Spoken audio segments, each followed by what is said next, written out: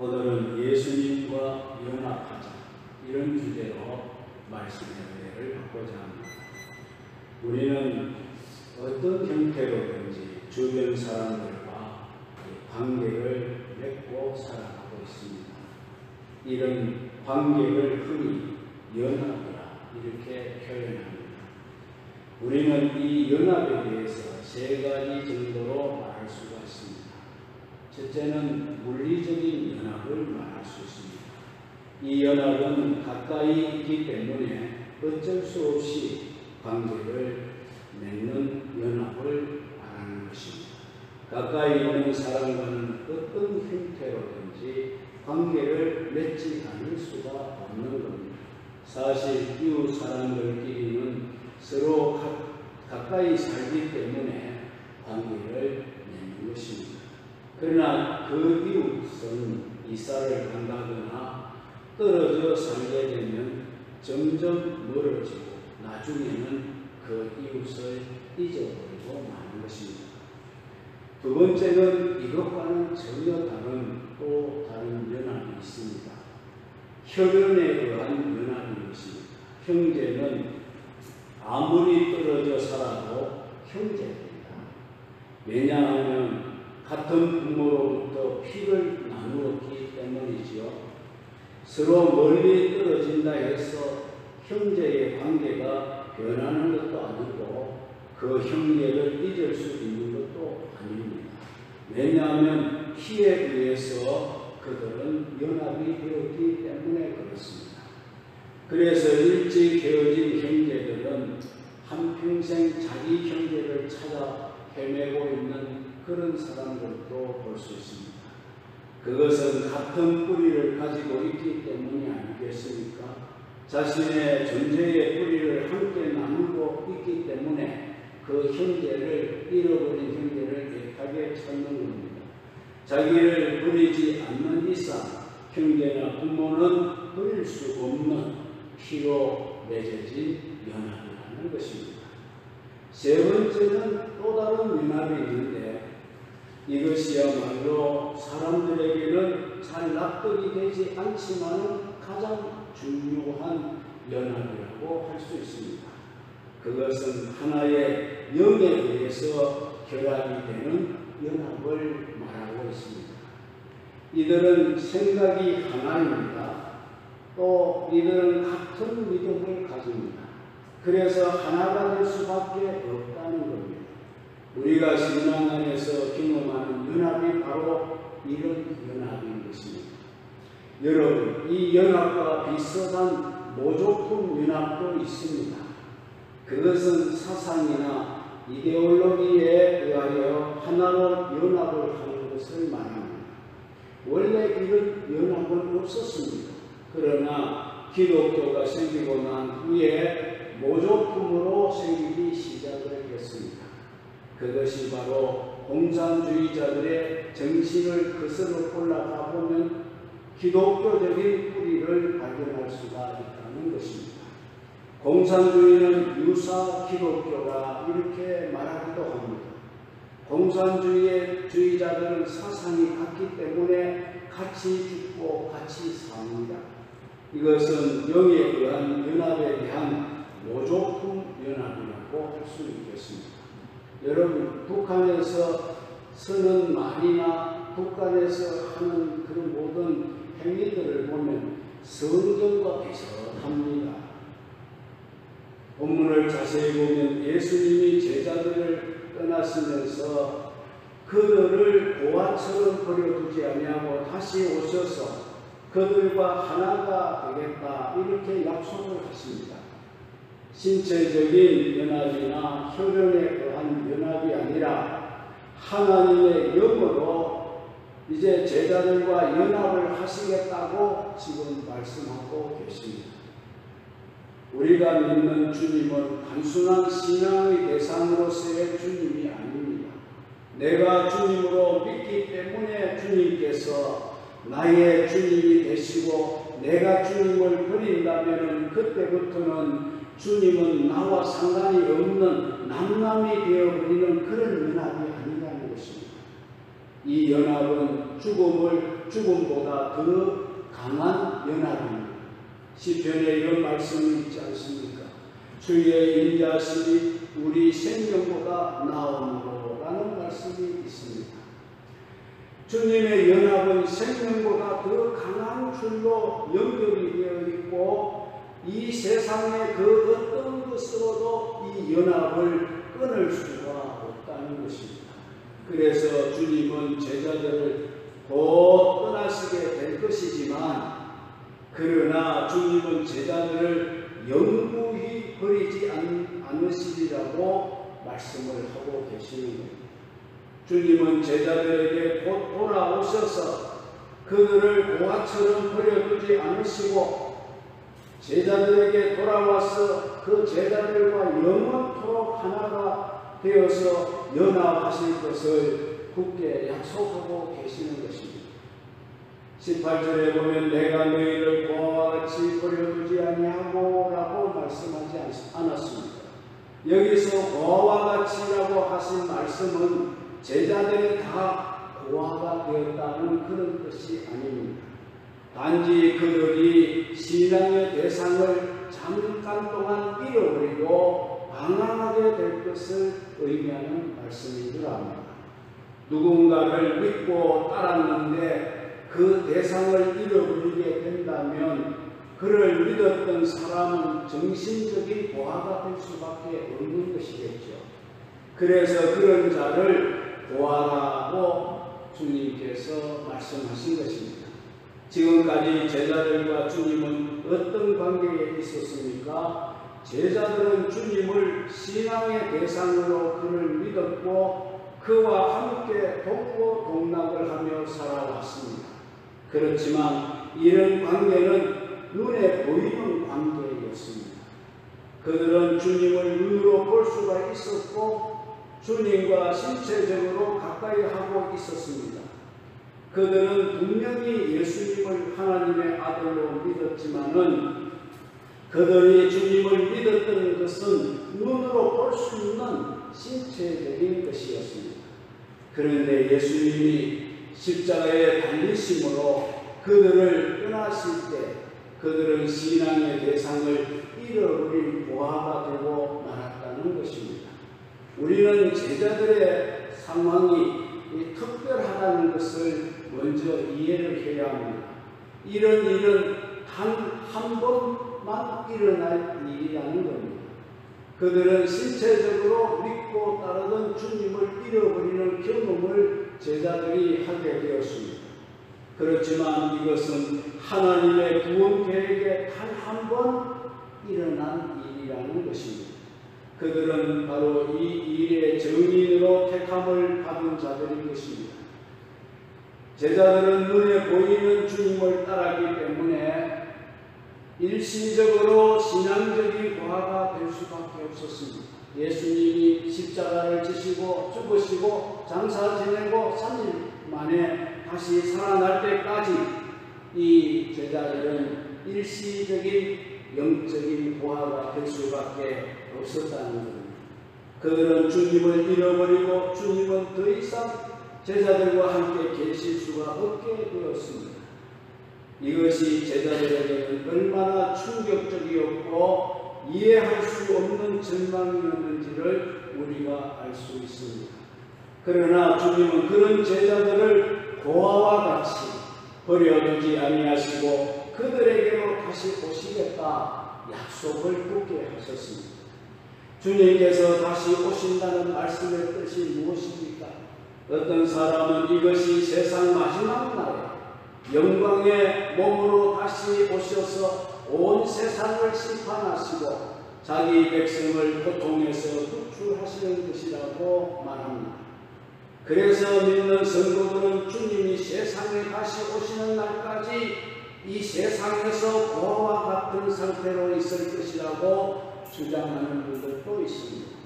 그러나 이 해석은 바른 해석이라 볼 수가 없습니다. 또 어떤 사람은 주님께서 오순절 성령을 보내셔서 교회 위에 성령이 역사하게 하심으로 성령과 함께 하실 것을 의미한다. 이렇게 해석하는 분도 있습니다. 주님은 성령을 보내셔서 우리와 하나가 되게 하시겠다고 하셨습니다. 그러나 여기에는 과정이 있습니다. 성령을 보내서 우리와 하나가 되게 하도록 연합하도록 하는 데는 그 연합이 되기까지 하나의 과정을 거쳐야 한다는 겁니다. 예수님께서 죽으신 후에 부활하신 몸으로 제자들을 찾아오셔서 다시 사신 것을 직접 제자들에게 확인시켜 주셨습니다. 도마처럼 믿지 못하는 제자들에게 직접 도마야 와서 내 손자국에 못자국에 손을 넣어보고 내 옆구리 창자국에 손을 넣어보고 만져보라고 했습니다. 예수님은 아주 짧은 시간 동안 제자들을 떠나 계셨다는 것을 보여주는 것입니다. 그 순간에는 제자들은 신앙의 대상을 잃어버렸던 것입니다. 그들은 마치 자신들의 모든 믿음이 물거품이 되는 것 같은 경험을 하게 되었습니다. 하지만 주님은 사망을 깨뜨리시고 다시 사신 모습으로 그 제자들 앞에 3일 후에 나타나 보여주셨습니다. 주님의 모습을 다시 본 제자들이 얼마나 안심이 되었겠습니까? 그리고 주님은 다시 올려가시고 하늘로 올려가시고 약속의 성령을 보내주셨습니다. 그때서야 제자들은 부활하신 예수님이 성령을 보내주셨다는 것을 분명하게 믿게 되었고 그들은 성령을 통하여 예수님과 더 깊은 영적인 연합을 하게 된 줄로 믿습니다. 그래서 예수님께서 다시 제자들에게 오겠다고 하신 말씀은 부활하신 몸으로 그들을 직접 찾아올 것이라는 말이나 그 부활한 몸으로 계속 계시겠다는 그런 말씀이 아니라 성령을 통하여 영으로 그들과 연합을 하시겠다. 그런 약속을 하신 줄로 믿습니다. 자, 그렇다면 우리가 주님과 연합을 한다는 의미가 무엇일까요? 여기에 대한 의문이 우리에게 생기지 않습니까? 조금 있으면 세상을 다시 나를 보지 못할 터이로되 너희는 나를 보리니 이는 내가 살았고 너희도 살겠습니다. 19절에 말씀하셨습니다. 영으로 예수님과 연합한다는 것은 어떤 사상이나 믿음으로 하나 된다는 뜻이 아닙니다. 그것은 예수님의 죽으심으로 이루어지는 중요한 변화의 결과라는 겁니다. 요한복음을 주의 깊게 읽어본 사람은 세상은 다시 나를 보지 못할 터이로되라는 이 말씀의 의미가 무엇인지를 알게 될 것입니다. 이것은 예수님께서 죽으신다는 그런 전문적인 표현이라고 하겠습니다. 요한복음에서 세상이 나를 다시 보지 못할 것이라고 한다든지 나는 나 있는 곳에 너희가 오지 못하리라고 하신 말씀은 예수님의 죽으심을 두고 하시는 말씀인 것입니다. 예수님과 연합은 단순히 어떤 신조나 교리를 믿는 연합이 아닙니다. 이 연합은 예수님께서 죽었다가 다시 살아나심으로 일어나는 어떤 결과를 말하는 것입니다. 조금 있으면 세상은 다시 나를 보지 못할 터이로되 너희는 나를 보리니 이는 내가 살았고 믿는 자들과 예수님의 관계는 그가 죽었다가 살아나심으로 얻는 어떤 지위에서 비롯되어진다는 것을 말합니다. 내가 살았고 그렇습니다. 예수님은 살았습니다. 예수님은 하나님의 아들이시기 때문에 영원전부터 사셨습니다. 그러나 이번에 그가 사셨다는 이 말은 죽음을 경험하심으로 모든 사람을 살릴 수 있는 권능을 얻으셨다. 그런 말이 될 줄로 믿습니다.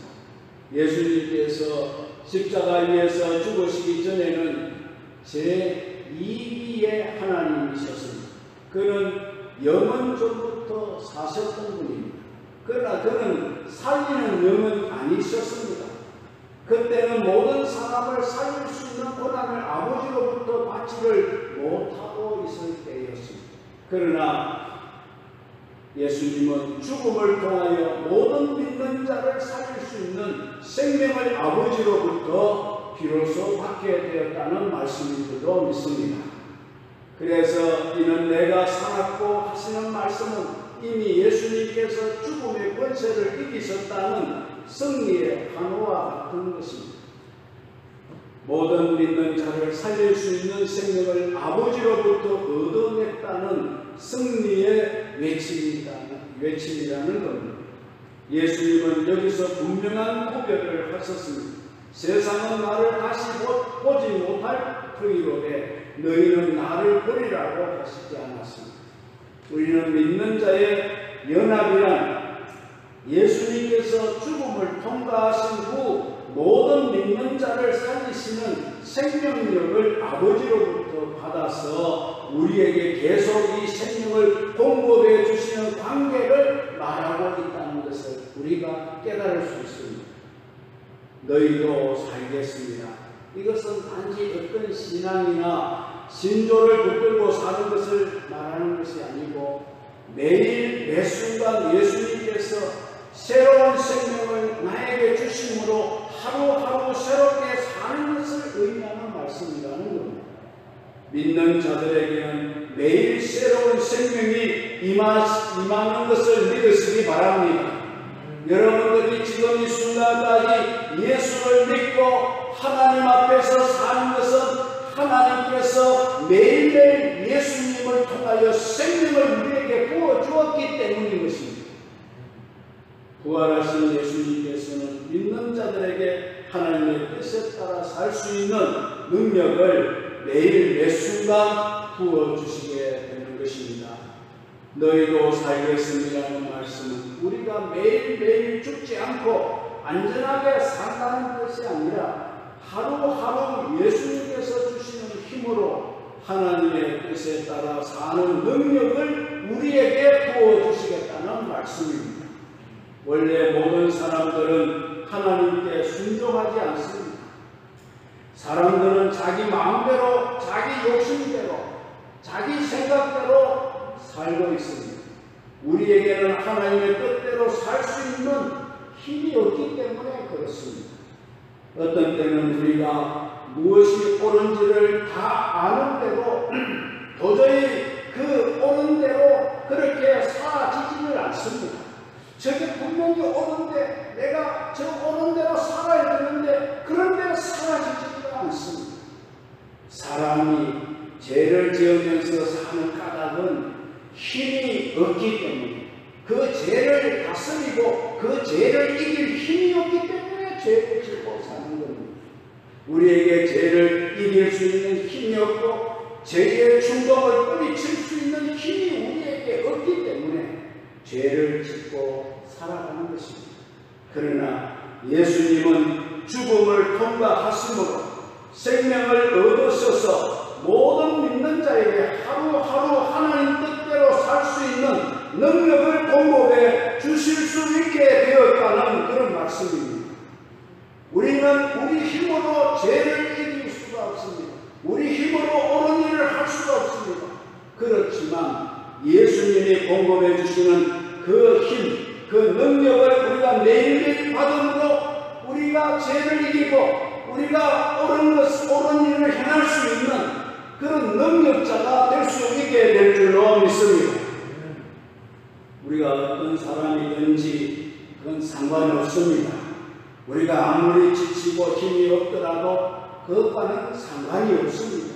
우리의 전성이 소극적이고 비관적이라도 그것과는 상관이 없습니다. 예수님을 주로 믿는 자들에게는 하나님의 뜻대로 살 수 있는 힘을 주님이 부어주십니다. 이것이 그리스도와의 연합되어진 삶이라고 하는 것입니다. 그래서 영의 연합이라는 것은 단순히 어떤 진리를 내가 마음으로 동의를 한다거나 인정하는 것을 의미하지 않습니다. 우리가 예수를 주로 고백을 하고 모든 것을 예수님께 맡길 때 주님께서 우리에게 매일 주시는 능력을 우리에게 부어주시는 관계에 있다는 사실을 여러분 믿으시기를 바랍니다. 그러므로 그리스도인이 하나님의 뜻을 거역하고 그 뜻에 불순종하면서 사는 것은 정상적인 삶이 아니라는 것입니다. 물론 우리는 아직 완전히 바뀐 사람이 아니기 때문에, 완전히 변화된 사람이 아니기 때문에, 완전히 중생하고 성화된 사람이 아니기 때문에 때로는 죄의 충동을 느끼기도 하고 때로는 하나님의 뜻을 거역하기도 합니다. 그러나 이것은 어디까지나 일시적일 뿐이지 지속적으로 우리가 그런 삶을 살 수 있게 되어지지 않는다는 겁니다. 왜냐하면 예수님을 믿는다는 것은 예수님과 견고하게 연합되어서 하루하루 매 순간 하나님 뜻대로 행하고 하나님 뜻대로 살 수 있는 능력을 받으며 사는 것을 의미하기 때문에 그렇습니다. 본문 말씀은 힘찬 선포의 말씀인 줄로 믿습니다. 이 말씀은 온 세상이 들을 수 있도록 가장 큰 소리로 외쳐야 할 말씀이라고 봅니다. 이는 내가 살았고 나도 너희도 살겠습니다고 하는 이 말씀은 힘찬 선포의 말씀이라고 봅니다. 이 말씀은 드디어 예수님께서 죽음에서 부활하심으로 우리 모두에게 영원토록 생명력을 줄 수 있는 특권을 받게 되었다는 선포입니다. 제자들은 그 능력으로 영원토록 하나님을 영화롭게 함으로써 하나님의 뜻대로 살 것이라는 선언을 하게 된 것인 줄 압니다. 예수님께서 얼마나 이 일을 원하셨는지 모릅니다. 주님이 이 땅에 오신 것도, 주님이 십자가를 지신 것도 주님이 이 일을 원하셔서 그렇게 하게 된 줄로 믿습니다. 그는 십자가를 지시기 전에 이미 이런 확신을 가지고 큰 소리로 이 일을 외쳤습니다. 지금까지 예수님과 제자들의 연합은 믿음에 의한 연합입니다. 이 연합의 중요한 매개체는 역시 주님의 육체적 동거였습니다. 주님이 직접 그들 가운데 사셨습니다. 그러나 영구적으로 함께 지낼 수가 없었습니다. 육체적인 동거는. 주님께서 원하시는 것은 주님은 승리하셔서 하나님 우편에 앉으시고 우리 안에는 성령이 계셔서 우리가 삼위 하나님과 연합한 상태에 있게 되는 그것이었습니다. 20절에 보면 그날에는 내가 너희 안에, 너희가 내 안에, 내가 너희 안에 있는 것을 너희가 알리라, 이렇게 말씀하지 않았습니다. 이 말씀의 의미가 무엇이겠습니까? 왜 예수님은 그날에 내가 아버지 안에 있는 것을 알리라고 말씀을 하시는 것입니다. 지금 제자들은 예수님께서 하시는 일이 모두 다 하나님의 일이며 하나님 안에서 이루어진다는 것을 믿지를 못하고 있는 것입니다. 그들은 자꾸 예수님과 하나님을 분리하여 생각하고 있었습니다. 그들은 예수님께서 하시는 일 중에 어떤 것은 하나님과 전혀 상관없는 일이라고 생각했습니다. 특히 그 주님의 십자가에 죽으심은 절대로 그건 하나님의 뜻일 수가 없다고 생각하였습니다. 그러나 예수님께서 십자가에 죽으시고 실제로 부활하셔서 다시 사신 모습으로 제자들에게 나타나시고 그 제자들이 보는 앞에서 성천을 하시고 성령을 보내주셔서 그들을 모두 변화시키는 일이 일어났을 때에 그때 비로소 제자들은 이 모든 일이 하나님의 일이고 하나님 안에서 이루어졌다는 것을 그들이 알게 되었다는 것입니다. 지금은 그들에게 아무리 말을 해도 도저히 이해를 하지 못하였습니다. 이 모든 일이 된 후에야 예수님이 십자가를 지시고 죽으시고 3일 만에 부활하시고 제자들에게 나타나시고 성천하시고 보혜사 성령을 보내주셔서 그 영으로 연합된 이후에야 비로소 그들이 예수님께서 행하신 모든 것이 하나님의 일이었다는 것을 믿게 되어졌다는 말입니다. 제자들에게만 잘못이 있었던 것은 아닙니다. 어느 누구라도 마찬가지였을 겁니다. 사람이 어떻게 하나님께서 하시는 심오한 일을 다 이해를 할 수 있겠습니까? 그래도 제자들이니까 그만큼이라도 할 수 있겠지요. 보통 사람은 그렇게도 할 수가 없습니다. 예수님이 육신으로 오셔서 죽임을 당하시고 다시 살아나는 일은 인류 역사상 딱 한 번만 일어났던 일입니다. 제자들은 이것을 목격하고 감당하기 위해서 주님으로부터 특별히 선택받은 그런 자들이었습니다. 아무리 제자들이라 해도 그날이 오기 전까지는 그들은 도저히 이런 것을 하나님의 뜻이라고 믿을 수가 없었습니다. 그러나 이 모든 것이 다 된 후에 그들은 예수가 하나님 안에 있었으며 하나님 안에서 모든 일이 이루어졌다는 것을 믿지 않을 수가 없었습니다. 오늘 우리도 그런 경험들을 많이 하고 사는 줄 압니다.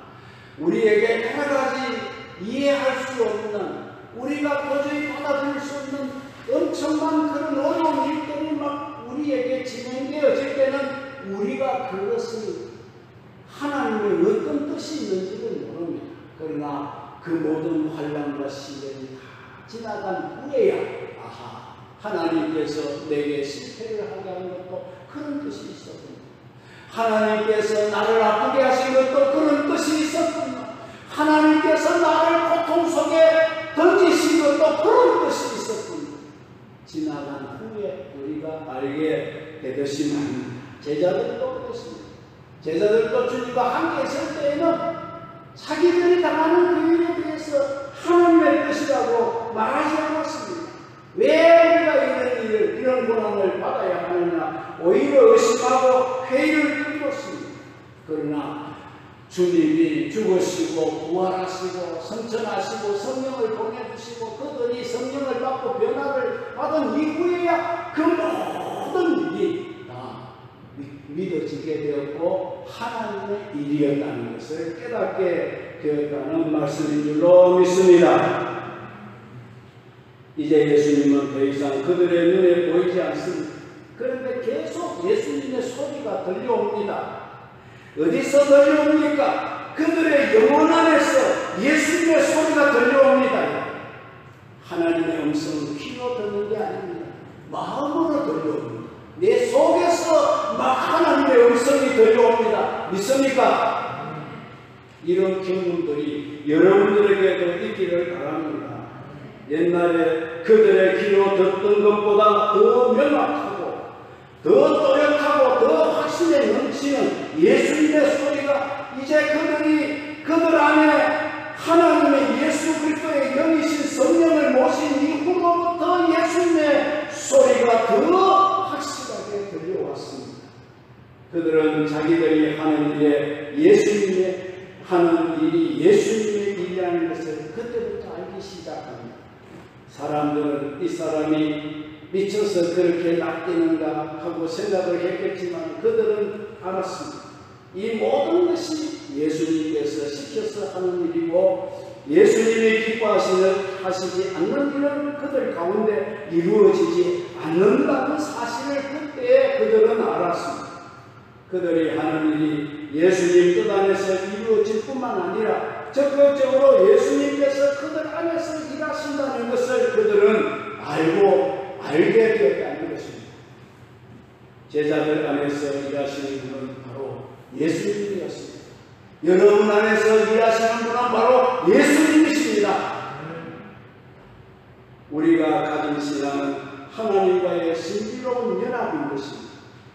이것은 육체적으로 가까운 곳에 위치하고 있다거나 또한 혈연 관계로 연합함이 아닌 것입니다. 어떤 사상적인 연합도 아닙니다. 예수님께서 십자가에서 죽으시고 다시 부활하심으로 모든 믿는 자를 살리시는 생명력을 아버지로부터 얻어서 우리에게 부어주시는 그런 연합인 줄 믿으시기 바랍니다. 그래서 예수님께서 온전히 하나님의 뜻만 이루어 드린 것처럼 우리도 온전히 하나님의 뜻만 이루는 삶을 살아가야 할 것입니다. 어떻게 그것이 가능할 수 있겠습니까? 모든 것을 예수 안에서 하면 됩니다. 간단합니다. 주님이 주시는 교훈은 간단합니다. 주님의 방식은 간단합니다. 우리가 예수 안에서 무엇이든 하면 되는 것입니다. 모든 것을 예수 안에서 하는 겁니다. 예수께서 내 안에서 무엇인가 하게 하시면 하나님의 뜻을 이루는 삶을 살게 된다는 겁니다. 간단하게 말하면 우리의 기질과 욕망대로 살지 않는 것을 말합니다. 우리 안에 예수께서 주시는 선한 동기가 충만하고 그것으로 내 욕망을 죽일 때에 나타나게 되는 것이라고 했습니다. 자, 그러면 이제 최종적으로 우리가 예수를 믿고 예수를 통한 이 놀라운 연합 안에 들어있는 이 목적을 우리가 알아야 되지 않겠습니까? 왜 우리가 예수님 안에 우리가 연합해서 예수님 목적 안에 우리가 들어와 있는지 그 목적이 무엇입니까? 21절에 보면 나의 계명을 가지고 지키는 자라야 나를 사랑하는다. 나를 사랑하는 자는 내 아버지께 사랑을 받을 것이요 나도 그를 사랑하여 그에게 나를 나타내리라고 하셨습니다. 예수를 믿는 목적은 주님의 계명을 지키기 위해서라는 겁니다. 주님의 계명은 사랑이라고 단정해 버리는 것은 너무나 신중하지 못한 처사라고 생각합니다. 물론 사랑입니다. 그러나 누구든지 다 사랑하고 잘 대해주는 것을 말하지는 않습니다. 사랑의 동기로 하나님께서 주신 계명을 다 지키는 자를 사랑하는 것을 말합니다. 성경은 우리가 하나님 앞에서 어떻게 살아야 할 것인가를 다 기록해 놓은 책입니다. 성경에 기록되어 있을 뿐 아니라 우리 양심에도 그대로 기록이 되어 있습니다. 구약 시대에는 이것을 억지로 시켰습니다. 왜냐하면 이것을 지키지 않으면 하나님의 저주가 있기 때문이었습니다. 그렇지만 예수님은 우리 안에 날마다 순간마다 새 힘을 주십니다. 그래서 억지로가 아니라 사랑하는 마음으로 하나님의 뜻이 옳기 때문에 그것을 행하게 되도록 하신다는 것입니다. 하나님께서 인간을 만든 목적이 있습니다. 온 마음을 다해 하나님을 사랑하고 하나님의 모든 것이 이 세상에서 이루어지게 하는 것이 그 목적입니다. 하나님께서 새 힘을 주시지 않으시면 우리는 아무것도 할 수 없는 연약한 존재일 뿐입니다. 예수님이 이 세상에 오셔서 십자가 위에서 그 귀한 피를 흘리신 것은 우리가 자기 마음대로 적당하게 믿고 적당하게 살도록 또 내 욕심대로 살도록 내버려두기 위해서 주님이 그렇게 하신 것이 아니라는 겁니다. 우리 한 사람 한 사람이 기쁨으로 주님을 사랑하는 마음 하나님의 뜻을 이루면서 살도록 하기 위함이라는 것입니다. 하나님은 어떤 사람을 사랑하십니까? 예수님을 사랑하는 사람을 하나님은 사랑하십니다. 예수님께서 행하신 모든 일이 얼마나 귀하고 소중한지를 아는 사람을 하나님은 사랑하십니다. 예수님이 얼마나 귀하신 분이고 그가 십자가 위에서 죽으신 것이 얼마나 위대하고 귀한 일인지를 아는 사람을 하나님은 사랑하십니다. 그리고 주님도 그런 사람에게는 자신을 나타내시겠다고 말씀하셨습니다. 그가 눈으로 볼 수 있도록 주님 자신을 그 앞에 나타내시겠다는 말씀이 아닙니다. 그가 하는 모든 일을 통해서 주님이 그를 얼마나 사랑하는지를 분명히 나타내 보여주겠다는 그런 말씀인 줄로 믿습니다. 예수님의 소중함을 아는 사람은 다른 것을 자랑하지 않습니다. 다른 것을 뜰 필요도 없습니다. 그는 단지 예수님의 죽으심이 얼마나 귀한가를 알고 그렇게 하신 하나님의 뜻이 자기 안에 온전히 이루어지기 이루어지기를 바랄 뿐입니다. 하나님은 그런 사람을 사랑하십니다. 그리고 그를 결코 그냥 내버려 두지 않습니다. 그가 하는 일을 통하여 주님께서 나타나시게 될 줄로 믿습니다. 저 사람이 정말 하나님이 사랑하는 사람인가? 주님이 사랑하는 사람인가? 그 사람의 하는 일에 주님이 나타나면 그 사람은 하나님이 사랑하는 사람입니다. 여러분들이 하시는 일에 예수가 나타나기를 주의 이름으로 축원합니다. 사람이 그를 좋아하든 싫어하든 상관없습니다. 예수님은 그를 통하여 자신을 나타내십니다. 그는 자기가 하는 모든 일을 통하여 예수님을 보게 된다는 것. 우리가 어떤 일이 이루어지는 것을 주님이 정말 나와 함께 하십니다. 그 일 속에서 우리가 주님을 보게 되는 것입니다. 우리 교회가 여기까지 오게 된 것도 우리의 힘으로 온 것이 아닙니다. 이렇게 이루어진 것은 주님이 하셨습니다. 이 일 속에서 우리는 주님을 보고 있는 것입니다. 어떻게 할 수 있습니까? 손목사가 할 수 있는 겁니까? 아닙니다. 주님이 하셨습니다. 이 일 속에 주님은 자신을 나타내신 줄로 믿습니다. 앞으로도 주님은 이 일 속에 주님 자신을 우리에게 분명히 보여주시고 나타내어 주실 줄로 믿습니다. 그는 예수님이 얼마나 자기를 사랑하시며 자신을 통하여 하나님의 뜻을 이루기를 원하시는 일을 매 순간 목격하게 될 것입니다. 우리가 스스로 큰 사람이 되고 잘 되는 것은 좋은 일이기도 하겠지만 주님은 그보다는 우리가 온전히 하나님의 은혜의 통로가 되기를 원하고 계시는 줄로 믿습니다. 내가 무엇이 되겠다고 노력을 하고 애쓸 필요가 없이 그저 나는 주님의 은혜의 통로로 살겠습니다. 그렇게 살아가는 여러분이 되시기를 바랍니다. 하나님께서는 이 세상에 사랑을 베푸시고 은혜를 베푸시기를 원합니다. 예수님께서는 이 세상에 하나님의 은혜를 퍼부으시기를 원하십니다. 그러나 너무나 많은 걸림돌과 장벽들이 우리에게 있어서 하나님의 은혜가 지금 제대로 전달되지 않고 있다는 것도 사실입니다. 우리는 그 장벽을 제거하고 하나님의 온전한 사랑이 이 땅에 이루어지며 모든 사람이 하나님의 은혜와 영광을 누리도록 해야 할 사명이 우리에게 있는 줄 믿습니다. 그러기 위해서 우리의 신앙의 목적을 분명히 정할 필요가 있습니다. 예수님이 십자가 위에서 죽으신 것은 쉽게 자기 마음대로 믿도록 하기 위함이 아니라는 겁니다. 율법으로 이룰 수 없던 계명을 사랑으로 실천하게 하려고 십자가를 주신 것입니다. 누구든지 주님을 사랑하는 마음이 있는 사람은 이 모든 계명을 다 지킬 수가 있습니다. 하나님의 계명은 사랑입니다. 사랑만 있으면 그 모든 계명을 지킬 수가 있다고 했습니다. 여기서 사랑한다는 것은 예수님의 십자가 죽음을 귀하게 생각하는 것을 말합니다. 그가 왜 죽으셨습니까? 그가 왜 영광의 보좌를 버리고 이 땅에 오셨습니까? 십자가 위에서 죽임을 당했습니다. 그 이유가 우리로 하여금 자발적으로 그리고 기쁨으로 하나님 뜻대로 살기 위함이라는 것을 아는 사람은 하나님의 뜻대로 살게 되어져 있습니다. 그는 자기 고집을 당장 버리게 됩니다.